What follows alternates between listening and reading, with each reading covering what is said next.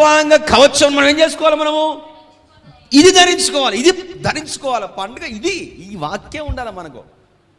ఇవి కొత్త కొత్త బట్టలు కాదు, వాక్యం ఉండాలి నీలో, నీ హృదయంలో వాక్యం ఉండాలా. నువ్వు వాక్యాన్ని ధరించుకోవాలి. నువ్వు కొత్త బట్టలు వేసుకోగానే పండుగ అనుకుంటున్నావా? వాక్యం ఉండాలి నీ హృదయంలో. నీ హృదయంలో వాక్యం లేకుండా ఏ పండుగలు చేసుకుంటావు? నీ వైపు ఈరోజు చెప్పే వాక్యం మరుసటి దినం నువ్వు చెప్పలేకపోతున్నావు. ఈరోజు చెప్పిన వాక్యము మరొక గంట తర్వాత నువ్వు మర్చిపోతున్నావు.